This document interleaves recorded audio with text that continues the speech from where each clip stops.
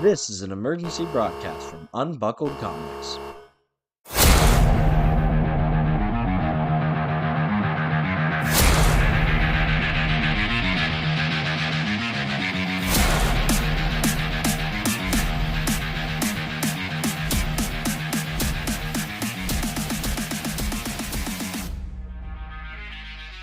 Mrs. Cape and I went to see the Deadpool Wolverine movie over the weekend, opening weekend for it. And look, I asked, did you guys want a review? The answer was overwhelmingly yes. And we are going to do a spoiler-free review. Spoiler-free. And then at the end, I'm going to tack on a spoiler review. So give me about 5 minutes here in the beginning, and we're going to do spoiler free review, and then we'll do a little bit of an alarm again, and we'll get into the spoiler cast. I have along with me comments from the community members, and yeah, let's look here. Quite a few for the spoiler part of it. One for the spoiler free. I am not going to delay. I guess one thing that let me think here.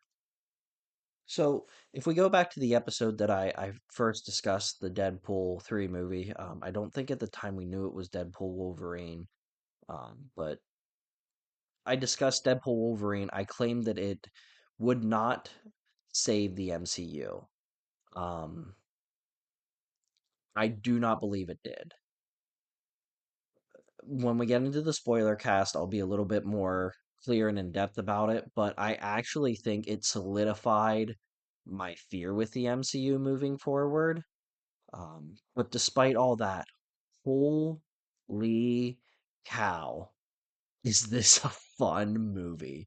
I can remember sitting down in the movie theater. I mean, it was only like 3 days ago, but I remember sitting down in the movie theater, going through the trailers and thinking like, I don't remember what trailer, but I remember thinking like the Venom trailer was okay.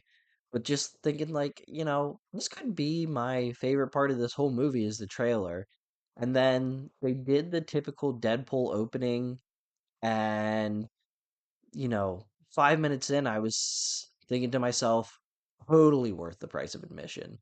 That first 5 to 10 minutes is just, it is Ryan Reynolds at his best.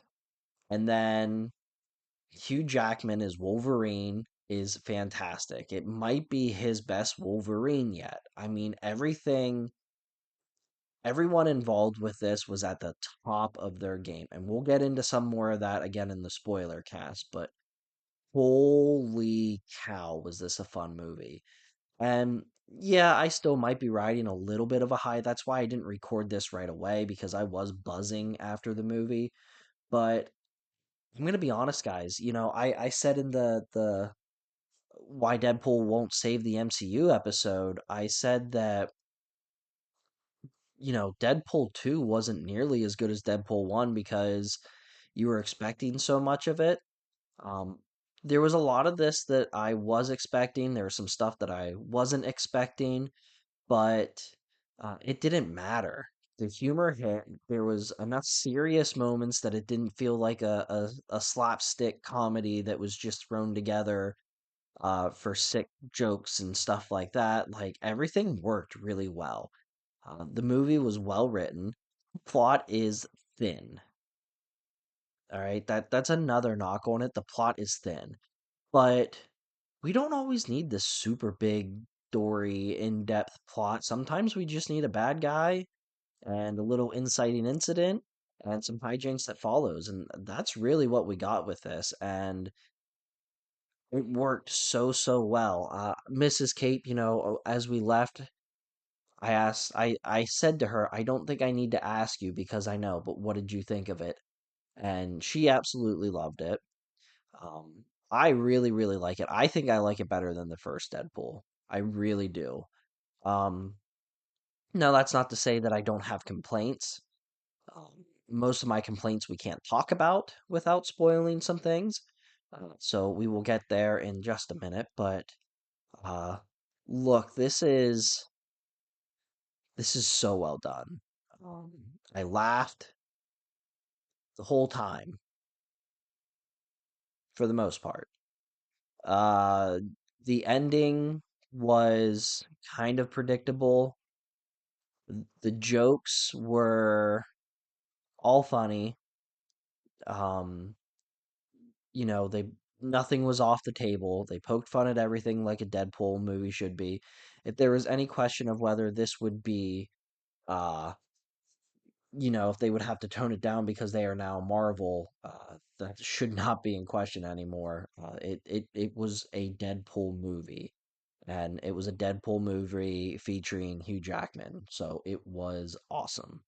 Awesome, awesome, awesome. Again, doesn't fix the MCU. It actually solidifies one of my main concerns. But even though it solidifies one of my biggest concerns with the MCU and the way they move forward, for me sitting here saying it was a great movie and I would not wait until it comes out on whatever streaming service, I'd go watch it in theaters. I felt like it was a great movie theater experience. And I'm not alone. Fallen Snow Kiku wrote in and said, without getting into spoilers, I thought it was pretty good. Showed that Marvel can laugh at themselves, and it definitely felt like it was one for the fans. Yeah, it really did. It did something that I didn't expect it to do. It does a great job of balancing, the Fox and the Marvel properties as far as like what they're pulling from. So that's all I really want to say about that as of now. I'm going to play some more sirens. I'm going to give you three of those sirens, and at the back end of it, we're going to get into what I really, really think of Deadpool Wolverine.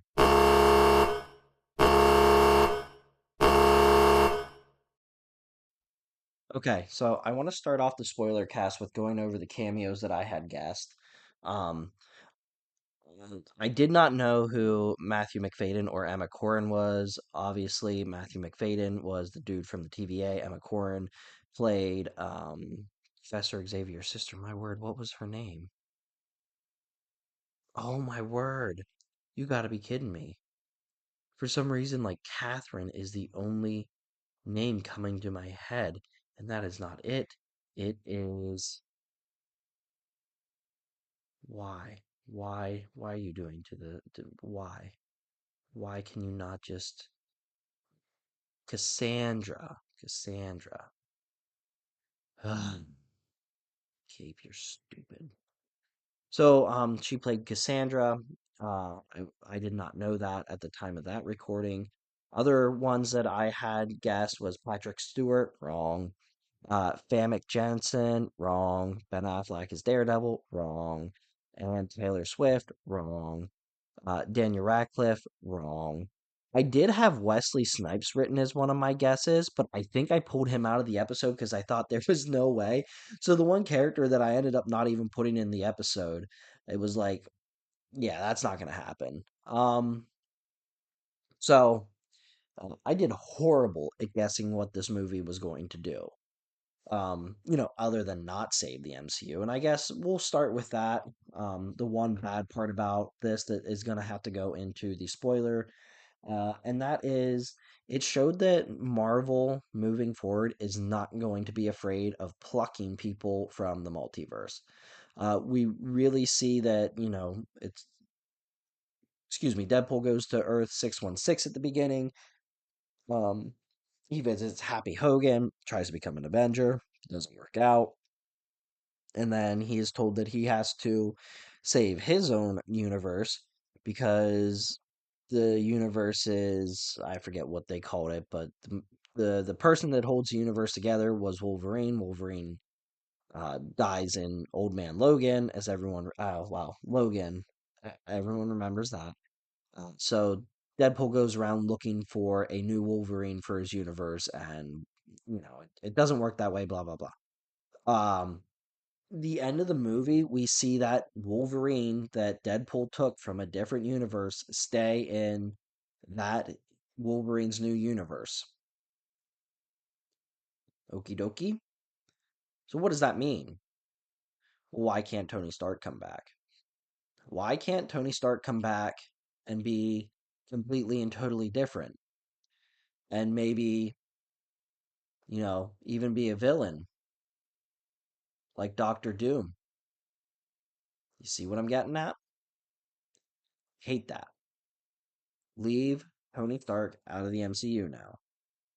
Is that what they're doing? I don't know. They might actually just have him wear a helmet the whole time, and he might be Victor Von Doom, but I don't know. But the Marvel universe has just now showed us they're not afraid to pull characters back in that they've killed off. They're not afraid to go into the multiverse and pick up characters. Like there's an infinite number of characters now, and they showed that. Look at how many Wolverines we see in the montage, or how many Deadpools are at the end of the movie. It's such a concern for me. And, you know, um, why can't we get Hawkeye? Well, I guess Hawkeye's in it. It was Scarlet Witch. Why can't we get Scarlet Witch back? Or why can't Peter Quill go and find a different Gamora that, might actually fall in love with him? Like, there's just so much wrong that could be with this. Um, and also, we'll get into some of your comments here. And I know some of you have pointed out the plot was a little thin. I mean, I think that Cassandra as a villain could have been way more interesting, but wasn't, mainly because they didn't use the full complement of X-Men. But let's get into some of your comments. Fallen Snow Kiku uh, writes in and says, with getting into spoilers, I laughed literally so hard at Chris Evans' cameo as Johnny Storm, as well as several other ones, and seeing Channing Tatum as Gambit made me wish we had gotten to see that movie made. Though maybe without his comically exaggerated accent. Were there too many cameos? I'd hear an argument that there were, but it didn't really distract from the experience for me since they made no bones about it not being too serious from the get go.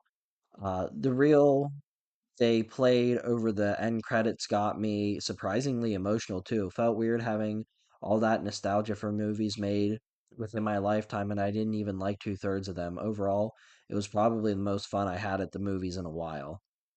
First of all, Chris Evans cameo is Johnny Storm. Yeah, I fell for it at first. They kind of picture him, it's a shot from his back, and they make you think it's Captain America, and Deadpool thinks it's Captain America, and then when he jumps down for the hero landing, you can kind of see the suit underneath, and I bumped my wife, and I was like, "Do you know who it is?" And she said it, and at that point, I knew that it wasn't, and I knew exactly where it was going, and it was so funny and so good. Um, to your other point, Fallen Snow Kiku, were there too many cameos? I actually I don't think there were. I was maybe a little disappointed that there wasn't more. And then the end credits, that whole thing was beautiful. Big Kid wrote in and kind of bounced off of that as well. He said he loved how they led us to believe that Chris Evans was back as captain, and then they did the Johnny Storm thing, and how they played into Gambit never getting his own movie when they talk about their world.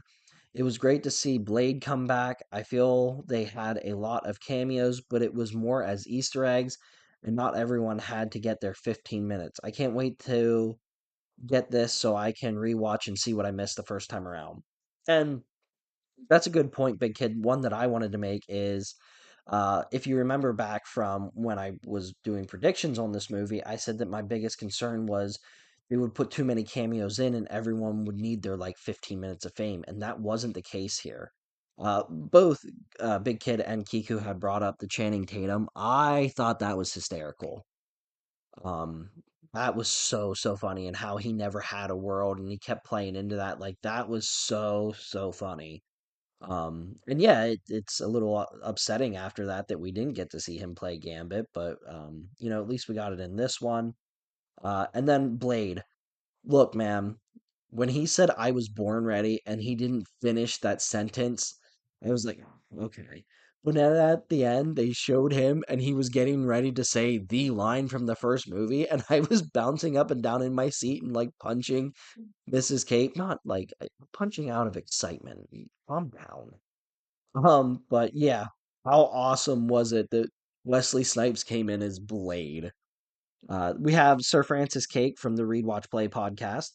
We really had a fun time seeing this. I think the movie was a success for me in that the chemistry between Ryan Reynolds and Jackman worked and the jokes landed. While I anticipated this was going to be Deadpool's arrival into the MCU, I was surprised to find it was really more of a love letter and closure to the Fox superhero movies. If I'm honest, I didn't find the plot that engaging and felt that while it poked fun at the multiverse, it was still entirely dependent on the multiverse to tell its story. But I can overlook that as movie was a fun hang.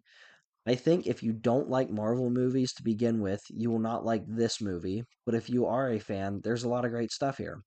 Favorite scene was Jackman turning on the acting chops hard when he really let Deadpool have it in the scene in the car. Um, so quite a bit to digest. First of all, the chemistry between Reynolds and Jackman was perfect.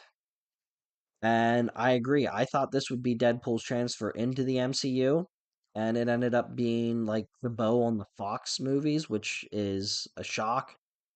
But again, like I said earlier on, this was totally dependent on the multiverse, and I think continues this dangerous precedent that the MCU has set with we're not afraid to change things up and do whatever we want, and we have no consequences with our writing.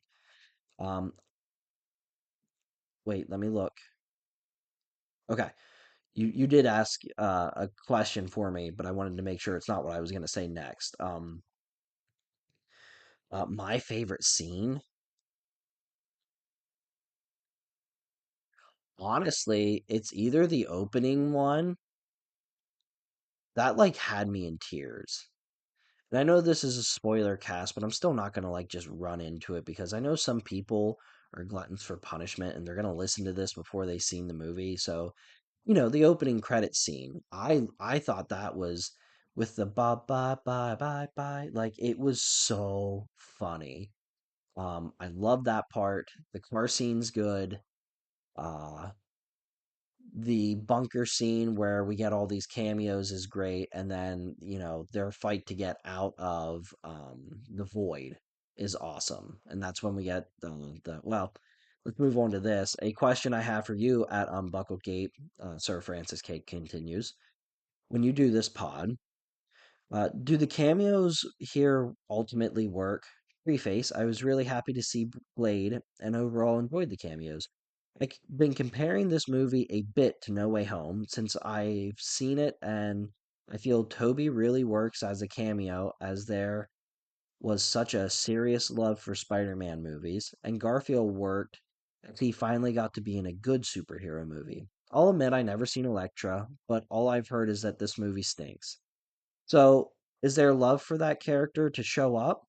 I laughed at Channing Tatum, but I really had no idea what was going on there until I read about it after. I'm just questioning if these cameos really worked for me and would love to hear your thoughts as an expert in the field. So, let's do those three main cameos that I believe you're really talking about. We'll start off with Elektra. Um, yeah, we'll start with Elektra. We'll go in order of appearance, I guess. I was really happy that she was in as Elektra. Believe it or not, I did kind of like the Daredevil movie that she did that role in. I remember very, very little from the Elektra movie. I would actually like to sit down and watch it again because, you know, Elektra's like one of my favorite female characters, and I like Jennifer Gardner. I didn't think she was bad in the Daredevil movie, but it's also been years since seeing that. I think that is more of a Andrew Garfield type situation where I was happy to see her and see her in a good movie. I think that she can play that character. I don't know if she's my favorite Electra live action actress, and as far as I know, there's only two of them. But um, I definitely think that for me, I was excited to see her. I was excited that Electra was in the movie in any capacity, not just Jennifer Gardner. But again, I think it is a case of Andrew Garfield where I was always defending Garfield because I thought that, I did not think anybody could have been a good Spider-Man in those movies because I don't think they wrote those good enough. Excuse me while I grab a drink quick. And cough. So then the second one was Blade, was it not? Blade's the next one to walk into the room, and like I said, I thought this was the least likely one. I flipped when he walked in, and he made the comment about being the only Blade, and like, then we got the "I was born ready," and then when they're in the big fight scene, you get the some bleeps always trying to ice skate uphill or still trying to ice skate uphill.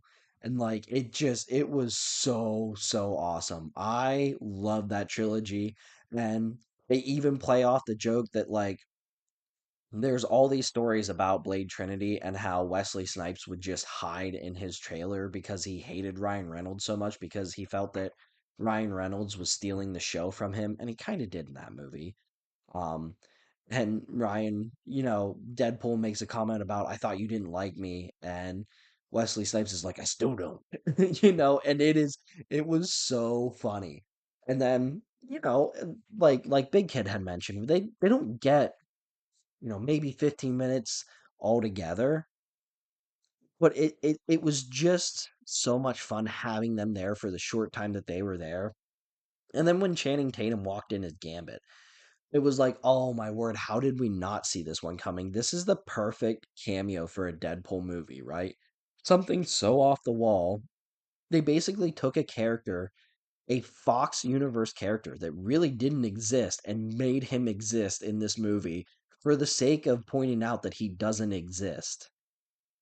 I mean, that's like 20 wall breaks right there, right? It is the perfect Deadpool situation. And as Kiku said, his over exaggerated um oh, what do they call that? He's from the Bayou. I can't think of what that accent is called, but his over exaggerated accent is really funny. And I think that that one might have been overplayed a little bit, but I was still happy with it. And then the fourth cameo within that same scene is the girl from the Logan movie, Laura. And I like that one too. At that point, you kind of realize what they are doing, and they are giving Wolverine more of a happy ending than what he got in Logan. And I think she was enjoyable in Logan, but I do think that this gave her a little more of a proper X-23 um, acting job, if that made sense. She's a little bit too young in the Logan movie to be like an X-23 that you see in the comics. Her at this age was much better. We didn't get a ton of her in it. I would have liked a lot more, but it is what it is, and uh, yeah, it was great stuff. Like going off of Sir Francis Cake's first comment, Big Kid actually replied to it and said, talking about how much fun they had in the cameos.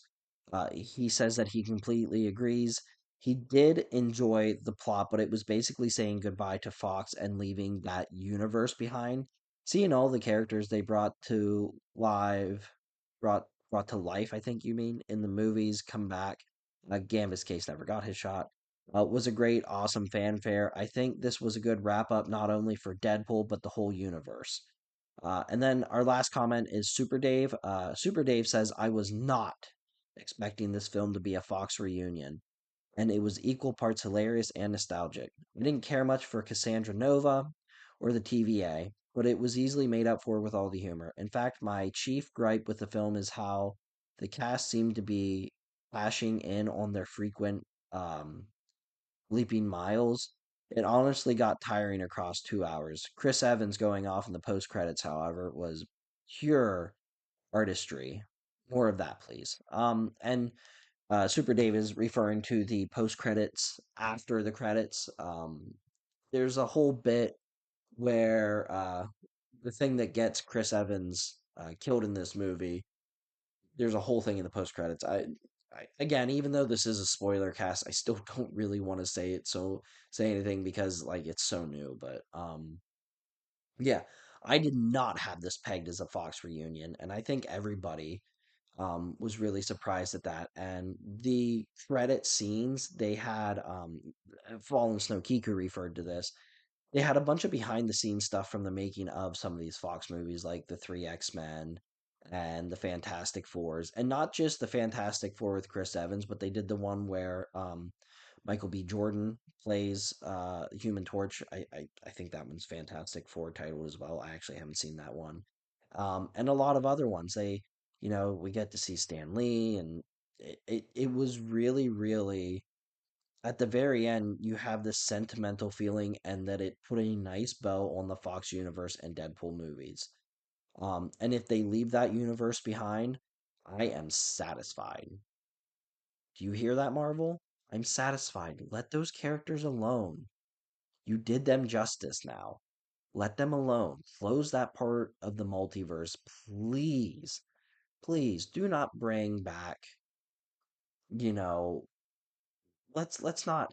I don't know. I don't even know what they would do with any of those.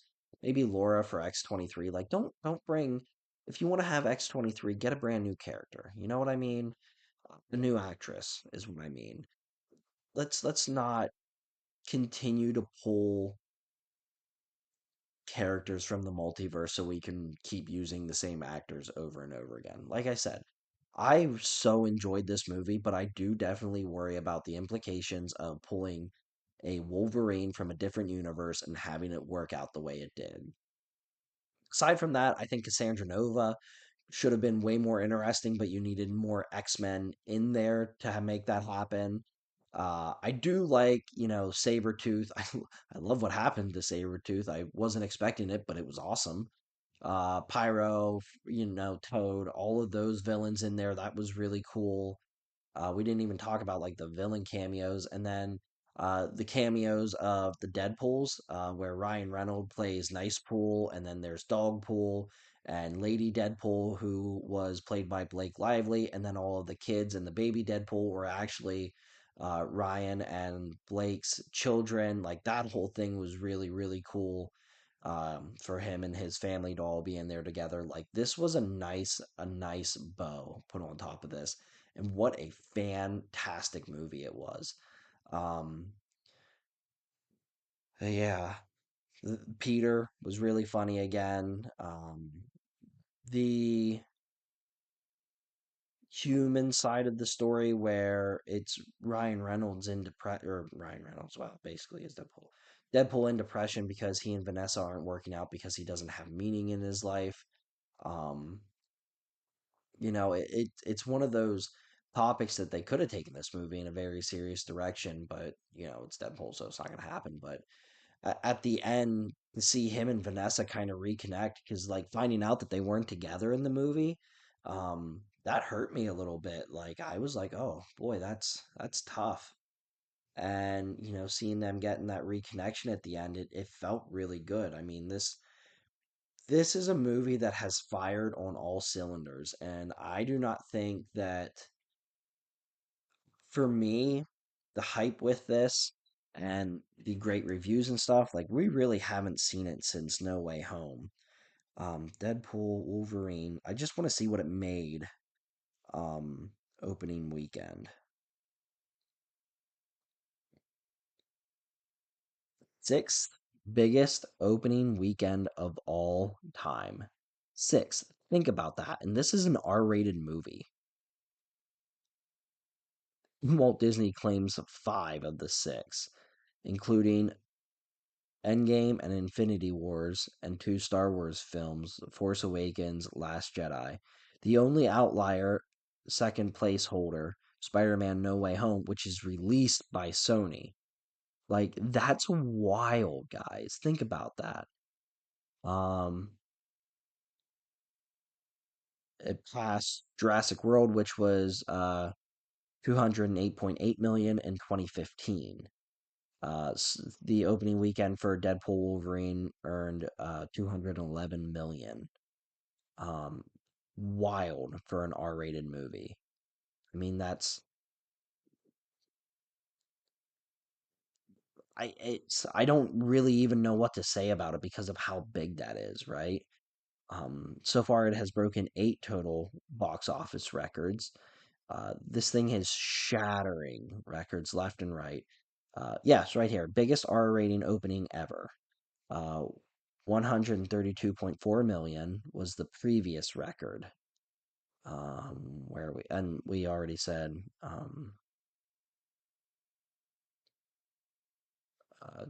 211 million. Biggest opening so far this year, sixth biggest opening ever. We talked about that. Fourth biggest superhero opening. New record for Ryan Reynolds, Hugh Jackman, and Sean Levy.